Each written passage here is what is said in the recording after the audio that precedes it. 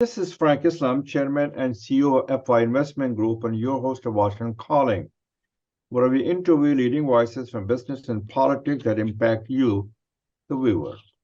Today, our guest is Hamayun Khan. Wonderful name you have, a US-based Afghan writer, author. Thank you for coming to our show, Hamayun. Welcome to our show. So let me ask you this question, Hamayun. Please tell our global audience who you are and your profile. As you understand, you are a US-based Afghan writer. You're going to join Washington University, which I talked about, studying international business. Tell us a little bit about yourself. Sure. First of all, it's a great honor and pleasure to be here with you. Thank you for giving me this opportunity to appear here and give a little bit of talk about myself and other important topics related to Afghanistan. So I'm Hamayun Khan, and I come from a very diverse background. Born and grown up as a refugee in Pakistan, and then completed my primary and secondary studies in Pakistan. And then after the political crisis that erupted in Pakistan, my family was moved to Afghanistan. And then I completed my higher school. And after that, I was fortunate to get an opportunity to go and study in India. I was actually a candidate of ICCR scholarship, where I studied my Bachelor's of Business Administration at Bangalore University. And then in 2018, I completed my bachelor degree, and I got enrolled in a master's program in business administration. And during that program, I was able to, work as an internship for the World Bank funded projects in Afghanistan. And then during that time, I also started writing blog articles for national and international news outlets and magazines. That also includes the Diplomat, Eurasia News, and so on. You have a good background. So yeah. How long have you lived in the United States? Yeah, so I think it was in the end of 2019 when my family moved to the United States for better livelihood and better opportunities. And you live in DC area? I live in DMV area. We are in Maryland, but it's close to Washington DC, so it's called. Yeah, well, we live in Potomac, Maryland ourselves. You know that. Yeah, I live in Rockville as well. Okay, so let's talk about the condition of Afghan expats in North America. Do you think they're transforming themselves professionally, socially, and culturally? Do you see an upward trajectory? Do you think they will ever become a melting pot of North America?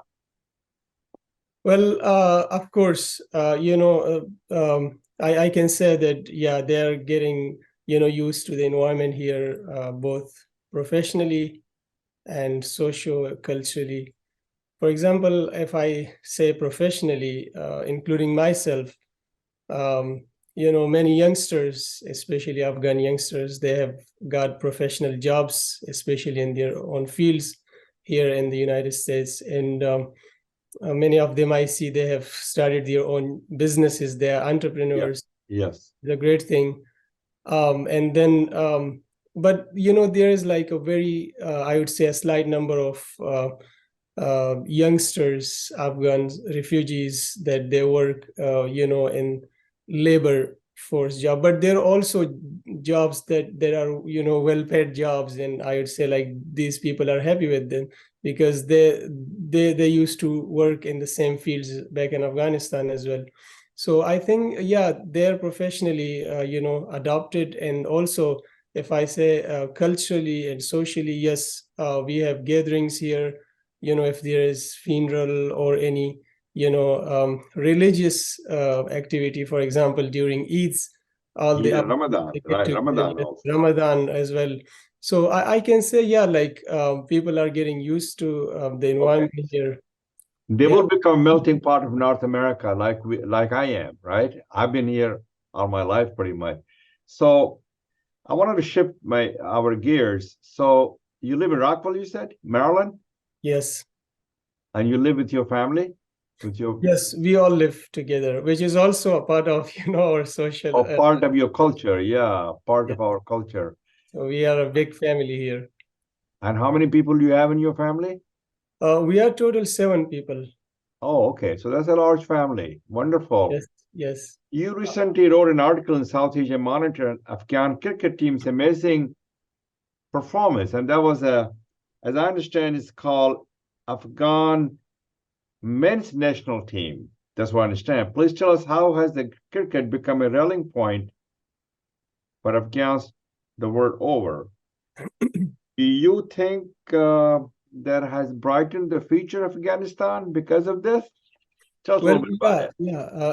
It is of a significance fact, that the Afghans are nowadays giving a much importance and, a great significance to the national team, because it's for few reasons. One of them is, Afghans have been through a lot of Yeah, sufferings and they pain have. for the last few decades. There was nothing to, cheer about, and there was no reason to be happy. In That's fact, that's all true statement, yes. In Hamayun. fact, cricket is the only reason that brings happiness and smiles to the Afghan people. I would say, like, to the war-torn Afghan people, and they got a reason to smile about and cheer on. And Cheers. other reason is that you might have noticed that all over the world, especially before 2000, before the U.S. involvement in Afghanistan, Afghans were having a different image in the globe. Even one day when I was coming from India, in the airport, when I was entering, one of the police asked me, "Where is the gun?" So that was a There was different that kind of perception. perception. Yeah, but now we have a different image. It's because I of the hope cricket so. team. Yeah, and also the other reason is, if you see the current situation of Afghanistan, we have lost our national values. For example, there's no national anthem inside Afghanistan. There is no Afghan flag allowed inside Afghanistan. So cricket is the reason where we have our You're flag cheering, yeah. in the stadium. We have our national anthem sang there. So that's also another reason. That's why, like, all the Afghans, they love the team, and they love to watch every cricket, and they're emotionally attached to cricket. Actually, like, whenever I remember that day, like, it was a kind of a very emotional moment for everyone, including me, when they beat Pakistan, which we have been Which is what I want to talk to you time. about.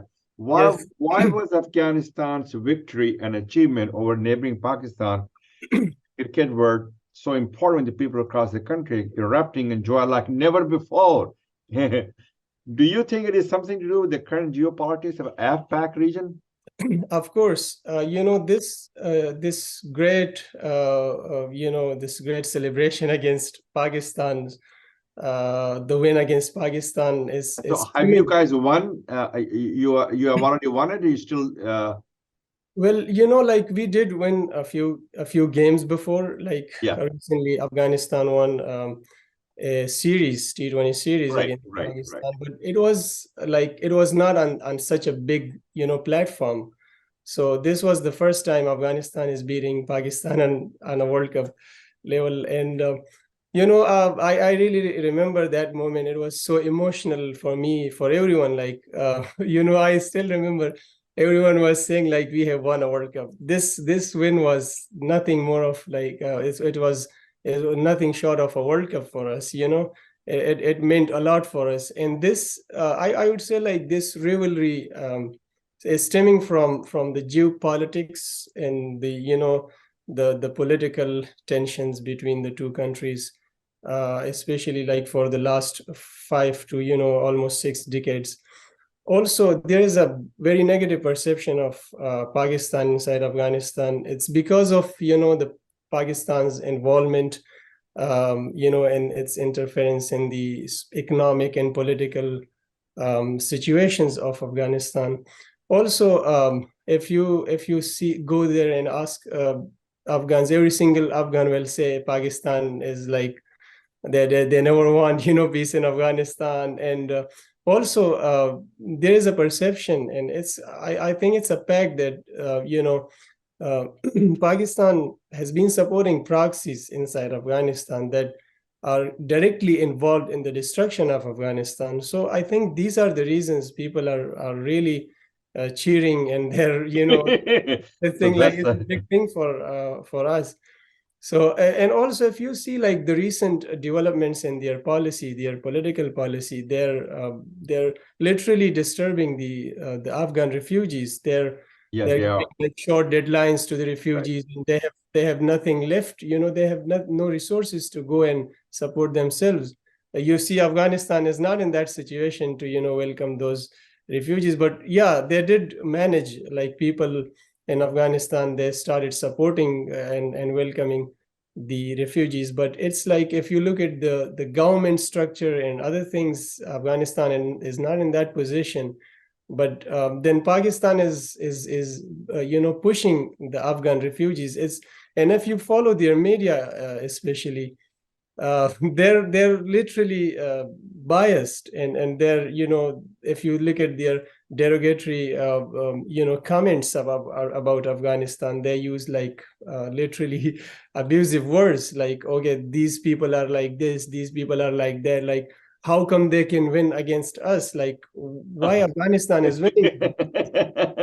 The one thing that is really hurting for every one of us is like they say Afghans, we are the ones, we have taught cricket to Afghanistan, the Afghans, and like how Now they're taking over. yeah, and they're like celebrating against Pakistan as if they have won a World Cup. But I think my response is, you like Pakistan has yeah, they did play a role in making this Afghanistan team as it is now. But it was not for free. It was not free of cost. Like they were getting paid in dollars.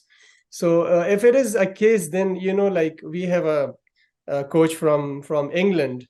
Oh, So that's what I thought. yeah, so they cannot. We have mentors from India as well. India has helped Afghanistan more than Pakistan has done.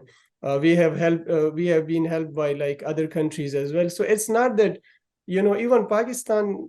The coaches of Pakistan cricket team are South Africans. So the South Africans cannot say they have helped Pakistan, so Pakistan cannot win against South Africa. Yeah. So there is a little bit of what I consider a jealousy feeling. Jealousy So feeling, and I think like they should not feel that inferiority yeah, come from yeah, that is a true statement. They should not. yeah. And then they should also remove that kind of mindset and perception that Afghanistan will be always under their arm. It's not like that. They have to accept the fact that Afghans are a free nation, and we want to Yeah. Yeah. go shoulder by shoulder with the world. We want to compete. If it is Pakistan or if it is Sri Lanka or other countries, we want to compete in every, not only in cricket, but in every. In Uh, any other sports and everything else. Let me yeah. shift my gears and talk to you about the women of Afghanistan are not allowed to take part in any sport, as you know, that they are denied higher education and political job. Is there any move by Afghan expats to pressure the Taliban rulers to relax the social oppression of women? What's the status of the Afghanistan woman right now? Do you think they're doing better? Do you think that there's a little bit of a better in terms of situation? The women are not allowed to work without in the public also. So there's a little bit of and women should be treated equally, as you know. I'm a fond of that. My wife happens to be an American, and we believe in giving equal opportunity to all women, to regardless who they are. Yes, yes. Even we are Muslims, and the Quran also mentions both men and women are equal. And Aisha was, who's Yes, the Prophet yes, Muhammad's wife, who went to the battle. if you remember that. Yes, she has written a lot of hadith. You know, she was a writer. Right. And then the first wife of Hazrat Muhammad sallallahu alaihi wasallam, Hazrat Khadija, radiallahu anha, she was a businesswoman. She He has a was. business. And the Prophet, peace be upon him, was like in first before like his prophecy, he was doing business for her, you know. So it's like even in the Quran, it's mentioned. I forgot the specific verse, but like it, you know, it's like both men and women, if they commit a sin or if they commit any good thing, both will be rewarded or punished in the same way. That means both are same. Both are like the wheels of one cycle, you know. That's a well said. Cycle is a society, and the wheels are, you know, both men and women. So what are you guys doing to make sure the Taliban do not oppress the woman and give So them a beautiful it's you know, job? it's not, yeah, it's not about we are doing you know, something to pressurize the international community, because it's obvious to the whole world. They should take notice of it, you know. And we, but as far as our actions are concerned, we are doing our best. Like I myself run an online platform which is called Serious Online Learning Academy. I recently completed one English course. I teach basic grammars to those Afghan girls. Most of them are school students. Some of them are university students. So they are home and they're feeling depressed. You They know. are. So You know, I was a part of the Afghan University Board of Trustees for many yes, years yes. with Zalmay Khalilzad. Yes. Even I heard that there was an initiative started by Afghan refugees in Right. Germany as well. But like individually speaking, I run a platform, you know, an online platform, and I got two more teachers. They're girls from here, the United States. That's a wonderful thing to do for Yeah, you. we are doing our best. And then there has been protests around Washington, D.C. area to pressurize the international community, you know, mm, to have the Taliban, you know, change their policy. But I think, as far as far as I know, they're using this as a political tool, you know, to bargain with the world.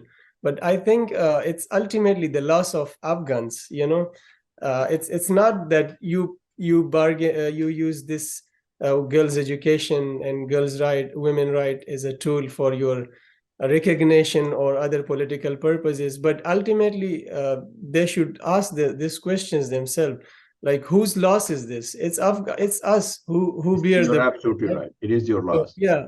So they should not do things like this. Like right now, they're in power. They have the opportunity to To get change the closer to the course. people. Yeah, they should be adherent to the national policies, the national values, and they should not do anything that will make them, you know, vanished for a lifetime, because their policies are completely against the Afghans. So I think it's also they should also think about these things. You know, you cannot just push the whole, like I would say, half of the nation into darkness.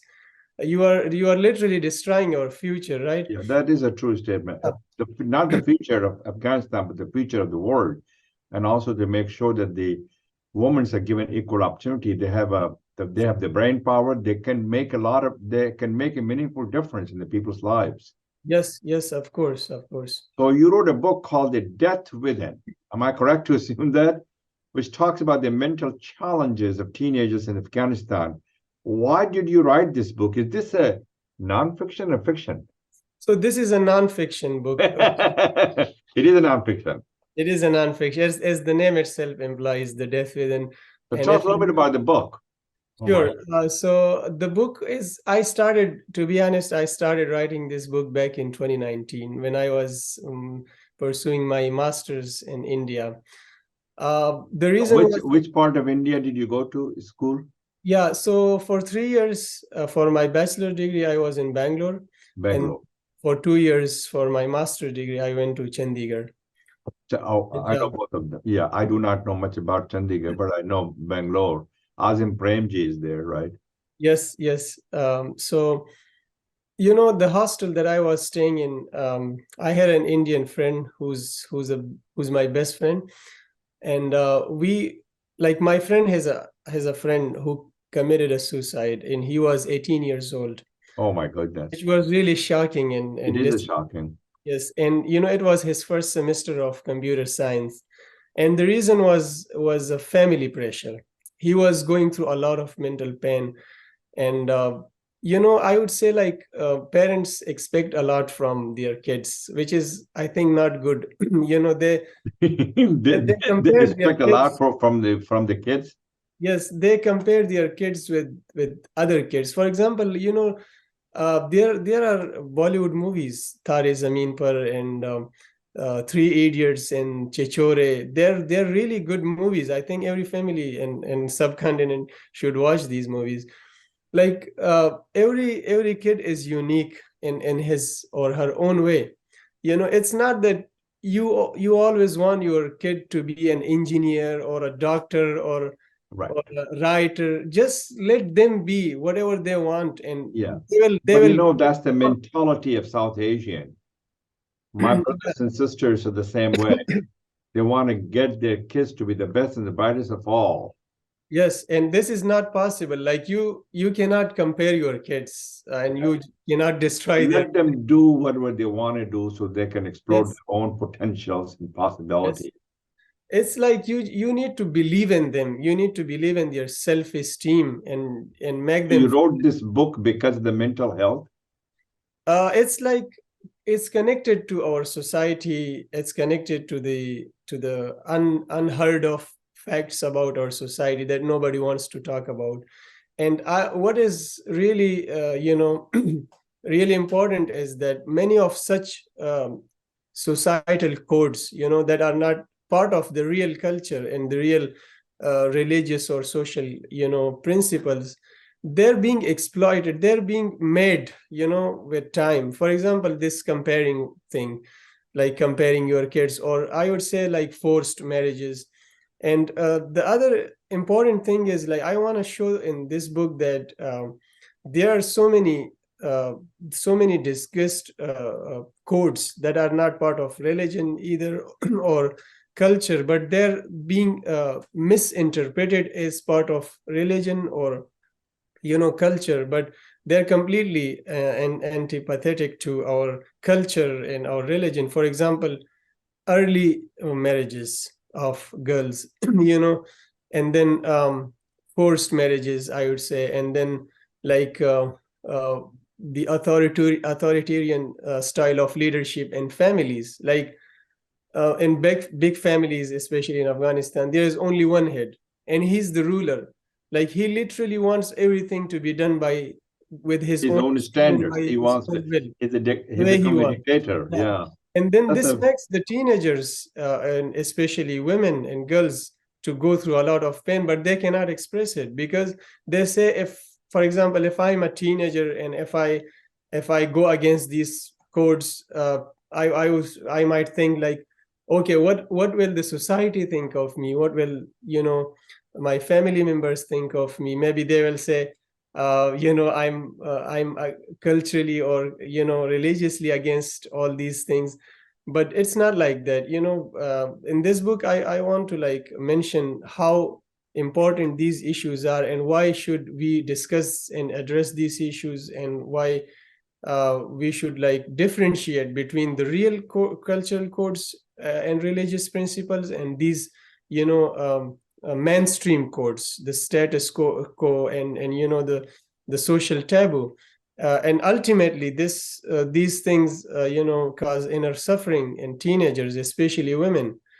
For example, right now, what is happening in Afghanistan, I heard one day one of the prominent rulers of the current rulers, he was saying that, you know, it's part of the culture. And I think you might have heard that Imran Khan also said, the former prime minister of Pakistan, that it's the Pashtun culture that, they don't want their women to go and get educated, but it's completely against the Pashtun culture. We want our women to be educated. Yes. We want our kids to, decide by their own, and as I said, They, we want they to go determine their ahead own and have their destiny. own. They Yes, determine their own destiny. I agree with you totally.